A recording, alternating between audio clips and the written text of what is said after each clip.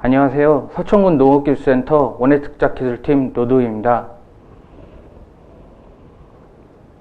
이번 시간은 마늘 주요 병해충 방지에 대해서 알아보겠습니다. 순서는 재배 동향, 적기 방제, 병충, 생리장애 순입니다. 먼저 마늘 재배 동향입니다. 2021년 인편분하기 전후 이상 고온과 잦은 강우로 벌마늘 피해가 컸었는데요. 최근 2년 전부터 과비포장 중심으로 피해가 증가하고 있습니다. 2021년 정식한 마늘 재배 동향입니다. 제주에서 장마와 이상 고온으로 뿌리 활짝 불량 및 병충해 피해가 컸었는데요. 우리 지역의 경우도 정식 초기 이상 고온과 잦은 강우로 마늘잎이 처지고 입금마른 현상 피해와 병해충 발생이 증가했습니다. 또 잦은 비로 정식기 지원 포장도 많이 발생했습니다. 다음은 마늘 주요 병해충 적기 방지에 대해 알아보겠습니다. 흑색썩은 균핵병은 파종 전 약제 토양온화 처리와 종구소독은 필수고요. 월동 후 병진 발견 시에 관주 처리를 해주시면 됩니다. 잎집썩은 병은 최근 발생이 많아지고 있는 세균병으로 월동 전 1차 경협 처리를 해주시고 월동 후 2차 경협 처리를 해주시기 바랍니다. 독병과 잎마른병은 4월 중순부터 5월 하순까지 10일 간격 적용 약제를 경협 처리해 주시기 바랍니다. 충의 경우는 파종 전 약제 토양 혼화 처리가 필수인데요. 월동 후에 뿌리응의 경우는 2월 하순부터, 선충의 경우는 3월에, 고자리파리 경우는 유충 최성기 이전에 토양 전면 처리해 주시면 됩니다. 그럼 사진 자료와 함께 각 병충해에 대해 알아보겠습니다. 먼저 잎마른병은 젓갈색 병반을 형성하고 더 진행되면 잎맥을 따라 잎 전체가 황화되어서 오른쪽 사진같이 나타납니다. 2021년 가을에 이상고온과 잦은 강우가 있었는데요. 이때 출하 직전 쪽파에서 잎마른병 피해가 많이 발생했습니다. 잎마른병 방제는 먼저 종구 소독이 필수고요. 작물이 약할 때 발생이 많기 때문에 균형 시비를 해야 합니다. 적기 방제는 4월 중순부터 5월 하순까지 10일 간격으로 적용 약제를 경협 처리하시면 되겠습니다. 다음은 흑색썩은 균핵병입니다. 토양에서 여름을 나고 인경에 침입하여 흰 균사를 형성하고 진전되면 흑색으로 부패시킵니다. 오른쪽 사진같이 지상부 병증으로 감염을 알 수 있는데요. 하엽 선단부터 누렇게 증상이 나타납니다.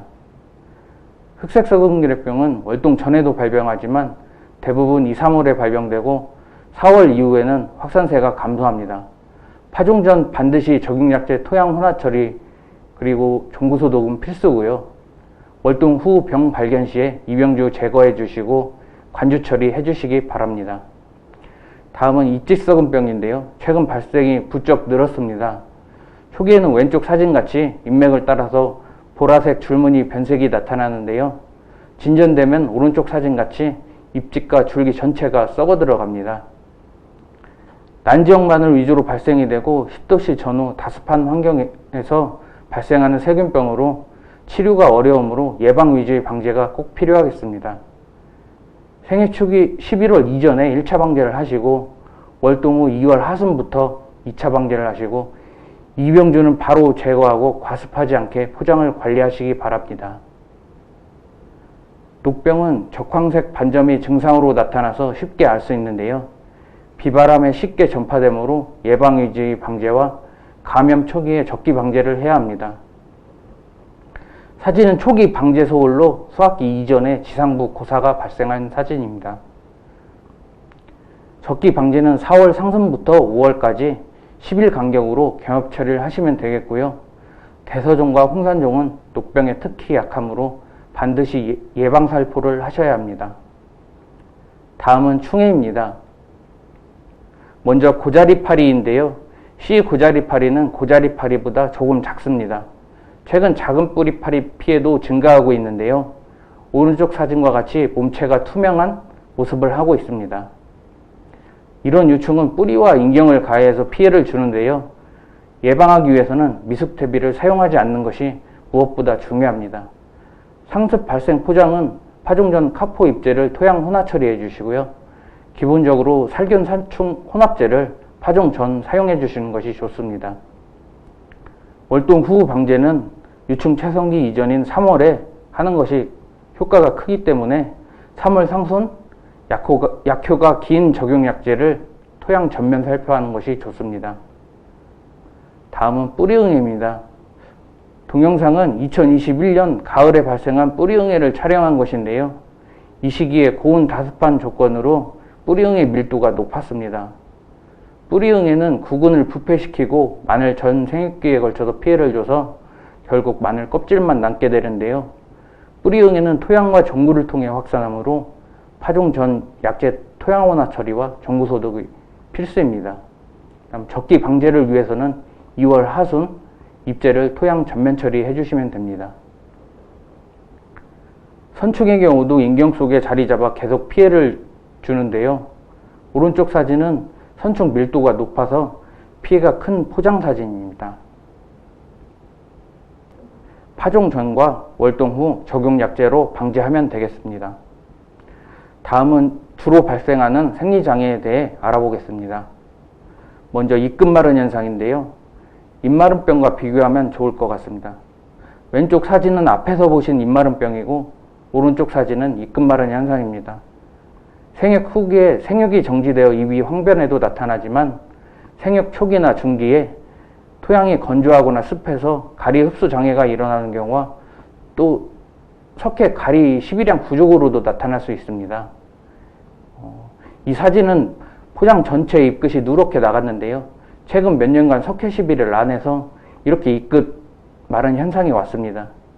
잎끝 마른 현상을 방지하기 위해서는 토양 적정 수분을 유지하고 가리와 석회, 적정 시비가 꼭 필요하겠습니다. 다음으로는 최근 발생이 많아지고 있는 벌마늘 생리장애인데요.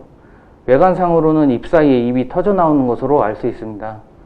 벌마늘은 보호엽이 계속 생장하고 손자임편이 발생하여 마늘이 잘게 됩니다. 한지형이 난지형보다 벌마늘 발생이 많고 홍산종도 과비포장의 경우 발생이 크게 증가했습니다. 최근 2년 동안 문제가 되었던 발생 기후 조건을 살펴보면 동기의 온난 기후와 인편분화기 전후 고온, 그 다음에 잦은 강우 이 두 가지가 있었는데요. 표 두 개를 보시면은 기온 상승과 질소 시비량이 벌마늘 발생에 미치는 영향을 알 수 있습니다. 벌마늘 피해를 막기 위해서는 질소질 비료 적정 시비와 인편분화기 이후 추비 금지가 가장 중요하겠고요. 적정 파종기 준수와 적정 관수를 실시해야 합니다.